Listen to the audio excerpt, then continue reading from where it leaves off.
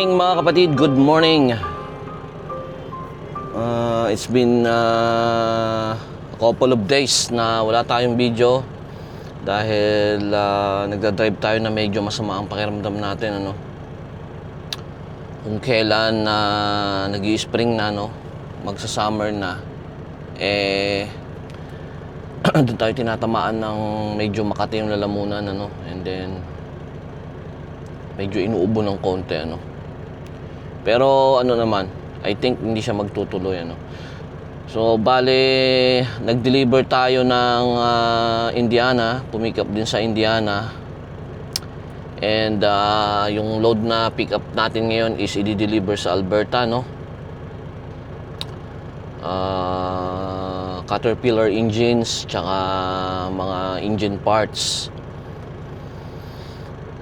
Current location na natin, nakapasok na tayo ng Canada at ngayong umaga medyo maganda-ganda naman yung pakiramdam. Kaya sabi ko, mag-video ko, no, para kahit paano. Dapat kahapon yung upload ko, hindi pa ako naka-edit. Dahil most of the time, pag stop ko, nagpapahinga na ako kaagad, ano, para hindi tumuloy yung hindi ako tumuloy magkasakit, ano. Naabutan ako sa daan na kasi parang ewan ko, sobrang init, ano, and then umiinom ako ng malamig. Mahilig kasi ako sa iced coffee, ano.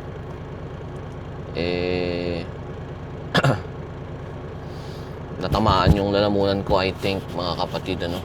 So yun, kaya medyo ganito ang boses ko. But anyways, I hope na hindi tumuloy, ano, yung pagkakasakit. Mahirap magkasakit, ano, lalo na pag driver ka, no, nasa daan ka. Isa yan sa mga iniiwasan namin. Mas mabuti kung magkasakit ka, naka-time off ka, makakapagpahinga ka talaga. Pero pag nasa daan ka, I mean, pwede naman akong magsabi na hindi mo na ako babiyahe, no. Pero kasi naplano na nila yung load ko papunta at pabalik. Kaya sige lang, hindi naman grabe, no. Kailangan lang talaga ng dire-diretsong pahinga. Ayun, mainit ng panahon. Nandito na tayo sa area ng Manitoba pa rin ito. Sa Virden, sa may co-op, ano, sa Cardlock dito. Sa may pagkalampas ng Virden going west. So papunta tayo ng west, sa Alberta tayo, no. Ipakikita ko lang sa inyo ng mga kapatid Brad yung ating load, ano. Kung ano yung ating pinick up sa Indiana. First time ko nag-pick up sa area na yon, medyo masalimuot yung sistema nila doon. Kumbaga ano yun, kinontrata ng Caterpillar, ano. Malaking company ang Caterpillar, alam natin yan, buong mundo, no? At meron silang mga kinokontrata na logistics, ano, sa iba't ibang panig ng Amerika. At isa to sa mga logistics na medyo dahil first time ko doon, pero kahit pa, kasi malalaman mo ang isang kung maganda ang kanilang sistema. Easy lang, madaling yung informasyon, no. Pag bago ka, makikita mo kung paano gumagalaw yung sistema nila. Para bang nanguhula ka lang kung tatawagin ka na nila, no. But anyways, na-pick up ko naman yung load.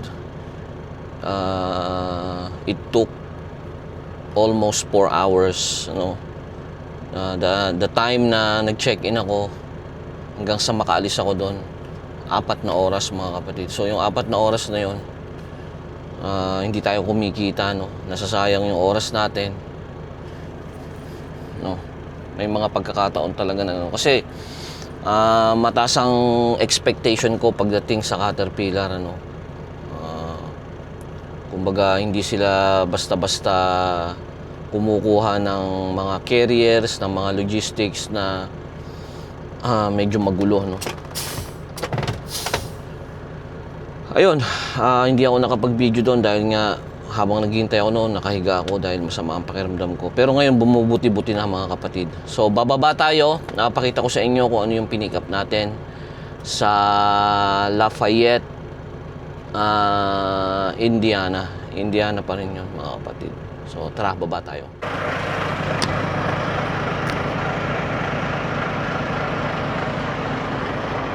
Mga kapatid, bale, nakapag pre-trip na ako kanina, Napaka-importante ng pre-trip inspection.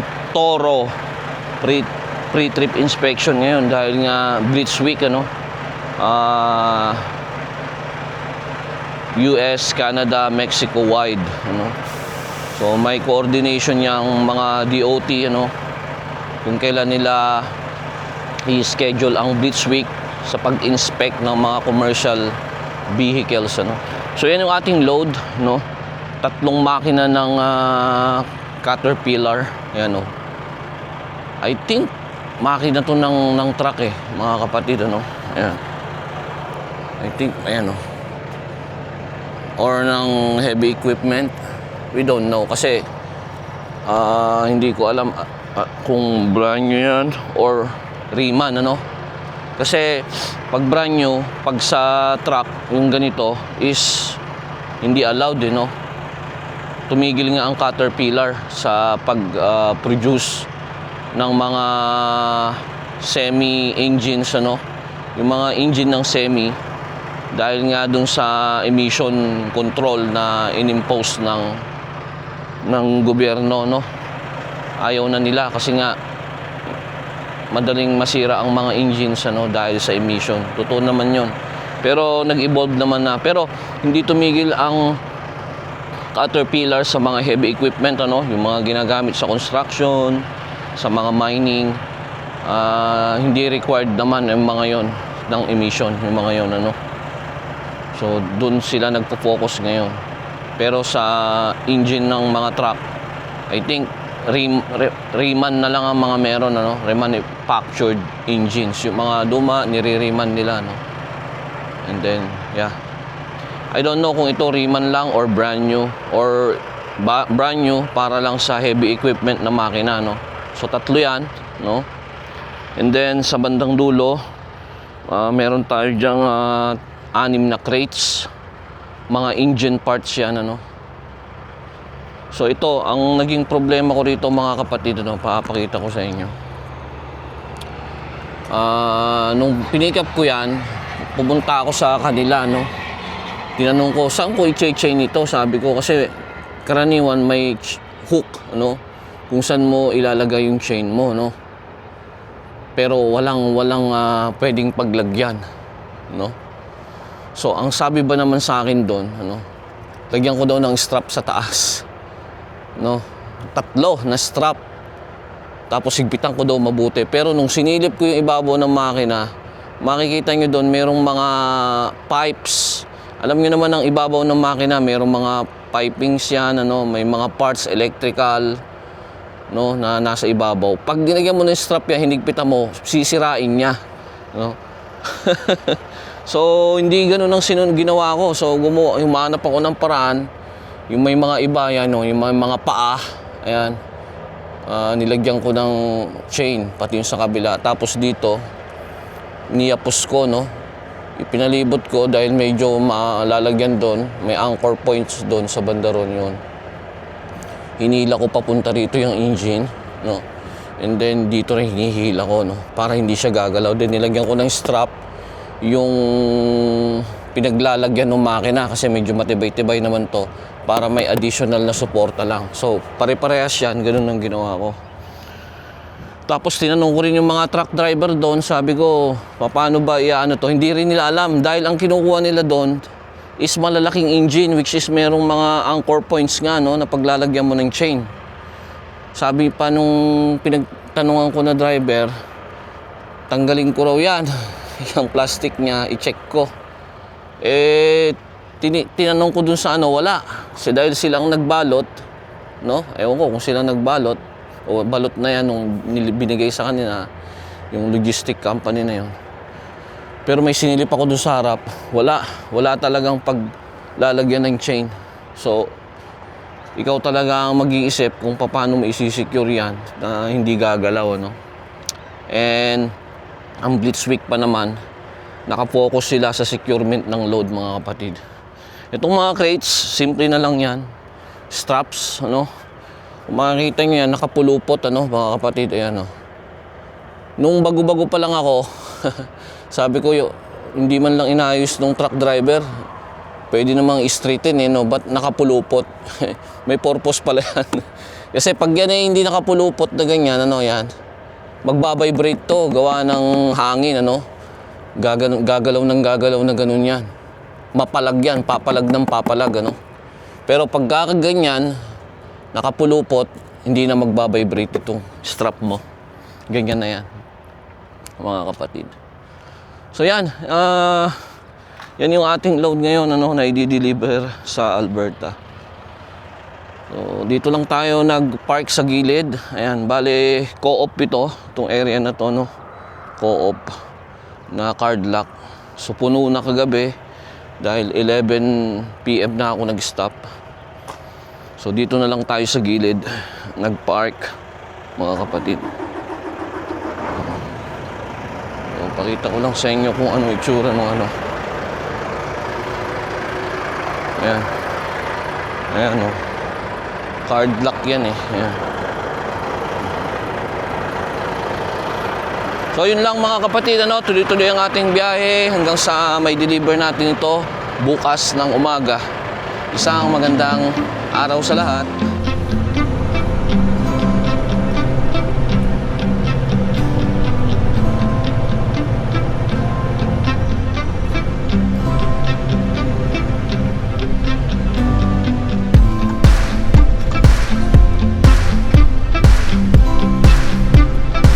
Right at the stop sign.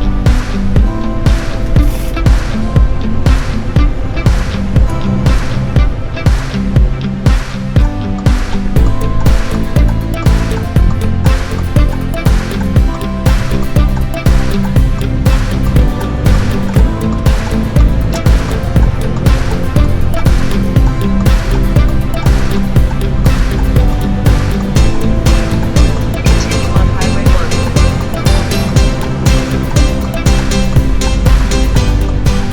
Good afternoon, mga kapatid. Nandito ako ngayon sa Balgoni Flying J, ano. Nag-stop ako dito, nananghalian, and then naligo, no. And then at the same time, tinatapos ko yung 2 hours additional rest hour.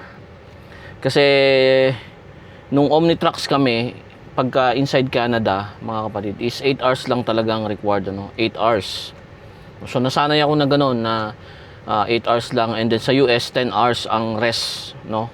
Bago ka makapag-drive uli, ma-reset yung day hours mo. Sa US is 11 hours, ano? After 10 hours of sleep, merong ibibigay sa'yo na first 8 hours, then mag-rest ka ng 30 minutes, then ibibigay nila yung 3 hours. So, total of 11 hours sa US. Ganun ang ano doon. Pero pag nasa Canada ka, 8 hours of sleep, after nun, 13 hours agad ang ibibigay sa'yo. Buo na yon, magagamit mo sa buong maghapon ng araw na yon, ano.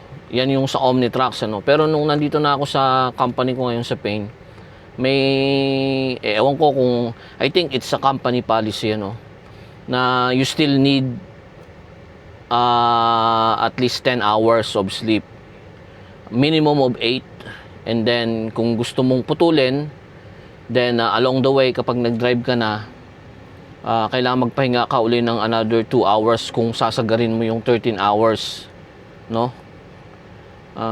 Kung gagamitin mo lahat yung 13 hours, kasi kapag hindi, mababiolation ka. Nangyari na sa akin yan thrice na, no? Kasi nasanay nga ako na inside Canada, after 8 hours, 13 yan. Magdadrive, uubusin ko yan, 12 hours, 12 and a half, minsan kapag ka nagmamadali. Pero dito sa Paine, hindi pwede. Kailangan at least, it's up to you. Basta after 8 hours, you can drive na, no? But then, wag mong kakalimutan na bago mag alas 12 ng gabi, kung sumagad ka dun sa driving hours mo, make sure na within 24 hours, no, nakapahinga ka ng 10, no? Nakapahinga ka ng 10 hours or else magkakaroon ka ng violation sa clock mo. And I don't think na violation 'yon sa rules ng ano no, ng Transportation Canada or something. Kasi as long as may 8 hours ka, okay na. Pero company policy, baka binilt in nila dun sa app na ginagamit namin na kailangan 10 hours pa rin ang rest namin. Nabanggit ko lang yan. Kaya nandito ako. Patapos na yung another 2 hours. Meron ng 1 hour and 47 minutes. Yan o. Yung rest required dito is 12 minutes na lang. So pag nakompleto ko yung 2 hours, pwede na akong lumarga, no? Ubusin ko yung 13 hours, wala akong magiging violation sa clock ko.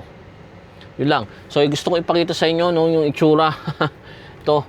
Yan, Balgony Flying J. Dito yan sa Trans-Canada Highway. Sa may Regina, no? Along Regina na to halos, no? Balgony.